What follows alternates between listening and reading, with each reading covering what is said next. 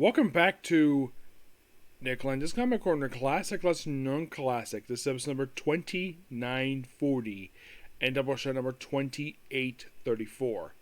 We got a trade for Excalibur and a trade for Alpha Flight to talk about here.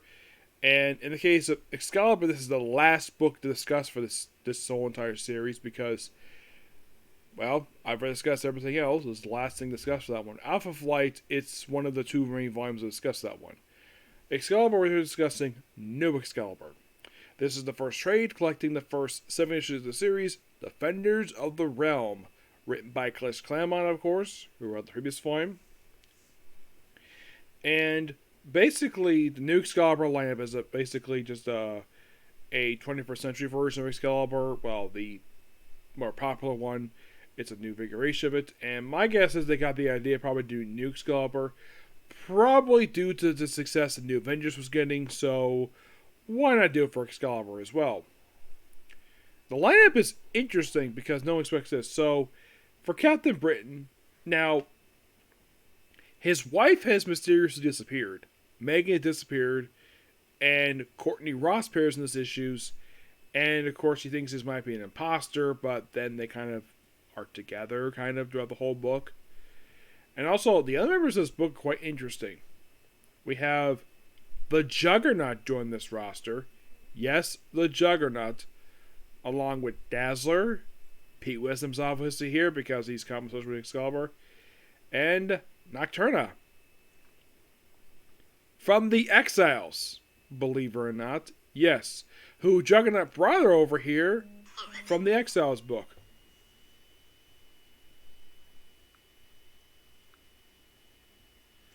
Yeah. And book opens up basically called Here We Go Again. With, of course, Dazzler and Concept, but she's not that big. And, of course, where, like, on... It looks like the blonde hair she normally has, it's a wig. She has pink hair underneath, she will wear her outfit, and, of course, she's attacked by Angel. Yes, this is actually the Shadow X-Men. These are evil X-Men from an alternate universe. Basically, alternate versions of the original 5 X-Men along with Charles Xavier. And they're pretty much the main villains of the first 3 issues of this book. And then they come back for the final story arc. Yep. Deals with her. And then, of course, she runs first was Angel, then Jean Grey. And, of course, also Betsy shows up, brings along Rachel Gray, Nightcrawler, and Kitty Pryde. And that's when they bring in the Juggernaut and Nocturne. Nocturne, the thing with her is that in her timeline, her parents are, get this, Nightcrawler and Scarlet Witch. Yes, that is 100% completely true.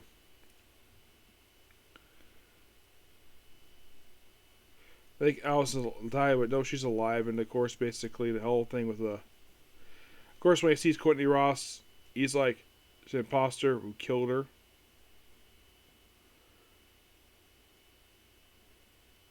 Yeah, and also they allude to the fact in the book that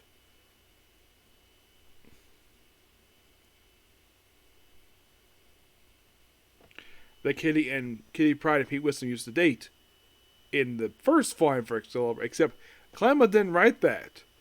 No, I believe that was Scott Lobdell who wrote that. I believe so. And then the first issue ends with appearance by evil Charles Xavier. Yeah.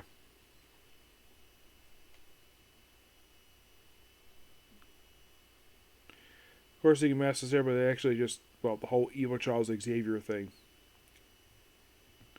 Yeah, also one point in this book, Juggernaut accidentally causes a traffic accident. A very serious one. Something was completely, he didn't do it on purpose, it was by complete accident. Yeah. And by issue number, the team is slowly coming back together, but they'll probably come back together into issue number 4. Yes. And you're thinking, wait, this sounds very familiar. Yes, that is because Chris Claremont is probably was suggested this idea either by Brian Michael Bendis or by an editor. Yes. So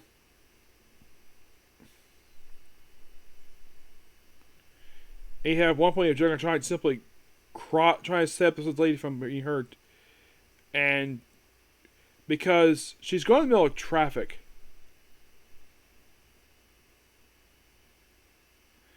Yeah, and he accidentally caused crashes out with a bus into him. Yeah, and it is not on purpose, and he's actually arrested for this. Yes, he is arrested for indirectly causing a traffic accident. Did anybody die in this thing? No. They only arrested him because he's the frickin' Juggernaut. They probably think he was on a rampage, despite the fact he wasn't. Oh yeah, whenever he walks, even if he's not in the suit, he apparently causes the ground to crack whenever he walks.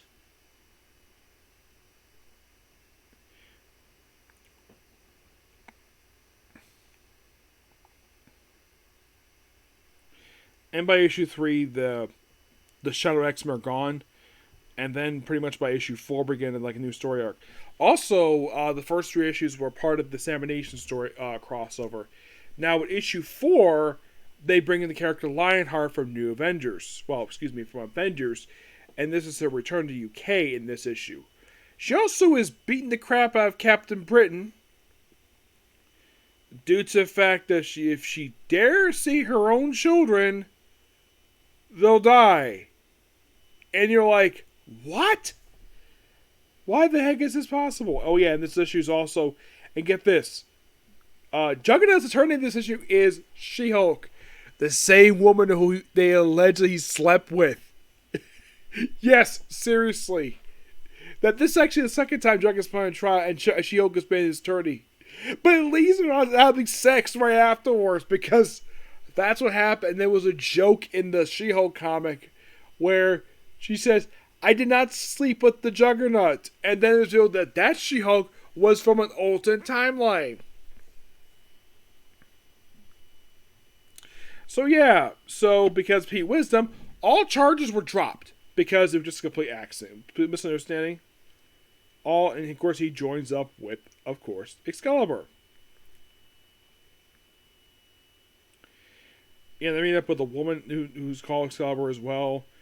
And this is when Lionheart attacks him for stuff. And there's these weird creatures who pop up with the course the next few issues.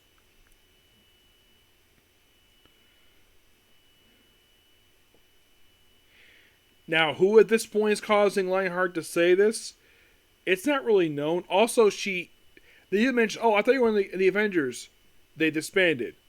I should point out that this came out in 2007, believe it or not. The New Avengers ended in 2000. The Avengers book that she was part of ended in 2004. So this came out roughly 3 years later. Actually, it wasn't 07, it was 2006. So it's been about 2 years. And I believe this was at the time when this was released. I wasn't here at the time, but while I look up, that this came out just after her appearance over in Avengers, and she appeared in this book here. And then, of course, she's working with this guy called Abalon. Who is this guy? Don't know. They fight him here for this issue.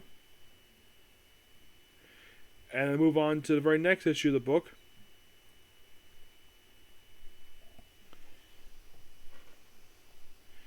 Where it's Dazzler's examined that she's not dead.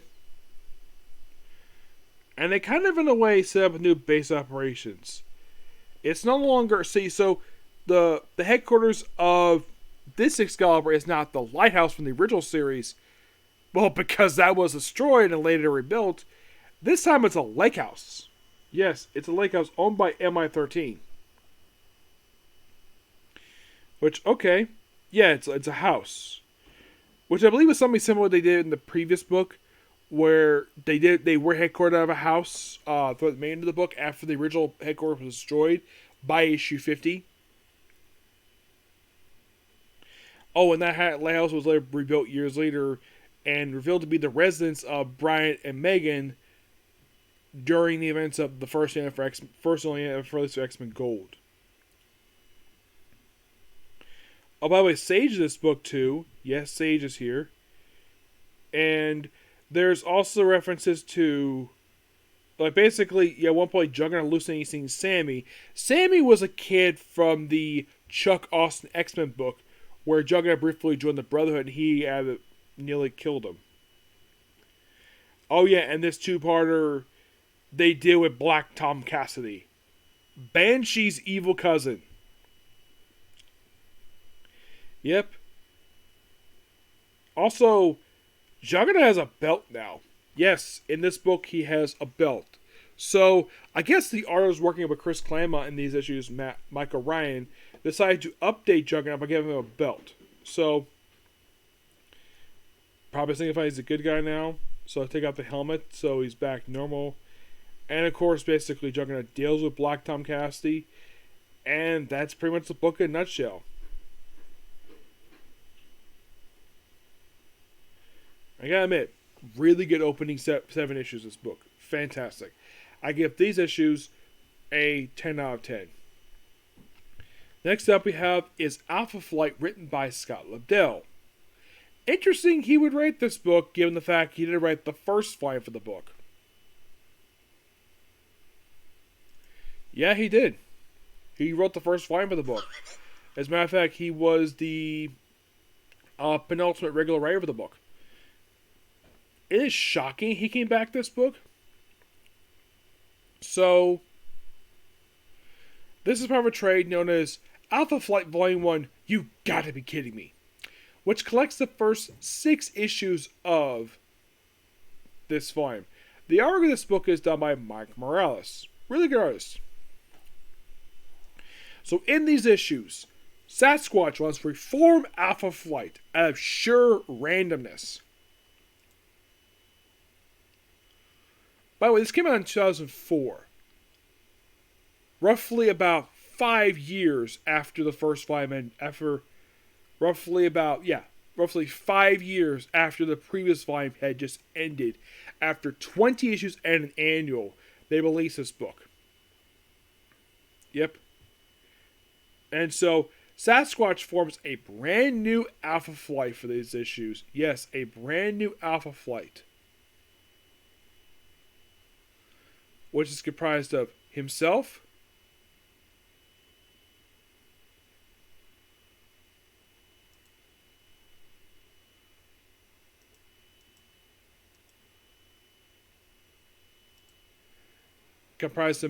with Continental, Major Maple Leaf, Nemesis, a new Puck, Yunkin Jack, and and that's it. They all basically join in issue 12. Yeah, and the purpose of this group was to find the original Alpha Flight who got missing. And if you're curious, what happened to the young James Hudson from the previous volume? He got killed off in Wolverine. So, the whole book is them searching for them. It's kind of like a new take on the group. And they kind of followed this group at the first thing. They do actually find the original group. And it turns out they're possessed by some evil entity. And that's kind of the first arc in a nutshell. It's good, definitely. The title is a bit odd, to say the least. You gotta be kidding me. But I'll give this book roughly a 9 out of 10. Yep. And there's still one trade to go for this book, and then of course we'll be done with Volume 3 of this whole, okay? But yeah, this particular review, please be sure to like, comment, subscribe, turn notifications, and the dislike button. Next up is going to be ReZero. Okay, next video. Bye.